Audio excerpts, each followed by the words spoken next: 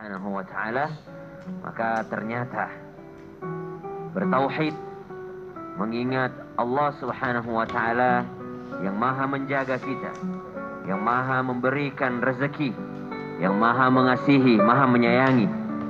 Ini menjadi modal utama bagi manusia dalam melangkah dalam kehidupan sehari-harinya.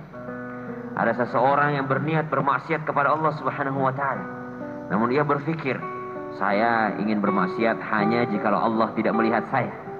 Saya ingin bermaksiat hanya ketika yang saya makan bukan dari Allah. Saya ingin bermaksiat jikalau ada tempat yang Allah bukan yang mempunyainya. Dan akhirnya dia pun tidak jadi bermaksiat, karena tidak ada satupun sejengkal tanah di atas muka bumi ini yang bukan milik Allah Subhanahu wa ta'ala. Dan tidak ada sesuap nasi pun yang kita makan, kita masukkan ke dalam perut ini kecuali itu dari Allah Subhanahu wa ta'ala. Dan tidak ada satu tempat pun kecuali Allah melihat gerak-gerik kita. Maka keyakinan kita kepada Allah Subhanahu wa ta'ala, inilah yang menjadi modal utama. Ada orang yang menahan lapar dan haus dari subuh hingga maghrib. Apakah dia terhitung puasa? Belum tentu, karena dia tidak berniat untuk berpuasa. Maka kekuatan niat itulah yang menentukan orang akan berhadapan dengan Allah Subhanahu wa ta'ala dan dimintai pertanggungjawabannya.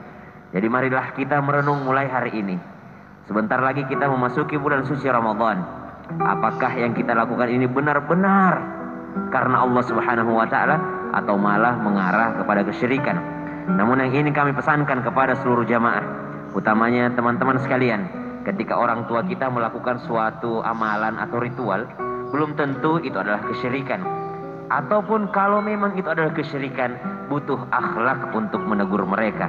Jangan sampai karena sesuatu yang kecil yang kita tidak tahu ilmunya, kita malah menyalahkan orang tua kita, lalu membuat mereka sakit hati. Bukankah itu juga termasuk dosa besar?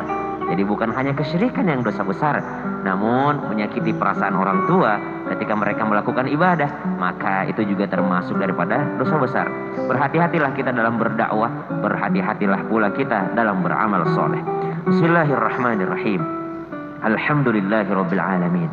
اللهم صل على سيدنا محمد وعلى آله وصحبه وسلم. ربنا تقبل منا إنك أنت السميع العليم وتب علينا يا مولانا إنك أنت التواب الرحيم. اللهم اكفنا بحلالك عن حرامك. Ya Allah, perkaya kami dengan yang halal sehingga kami tidak mencari dari yang haram.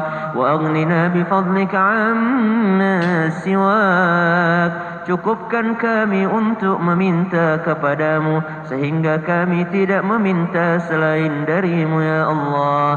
Allahumma kama ballaghtana fi syahri Sya'ban faballighna Ramadan بصحة وعافية ورزق واسع. وصلى الله على سيدنا محمد والحمد لله رب العالمين. Amin ya rabbal alamin. Masya Allah, terima kasih kepada guru-guruku yang tercinta. Terima kasih jamaah sudah menyaksikan Islam itu indah.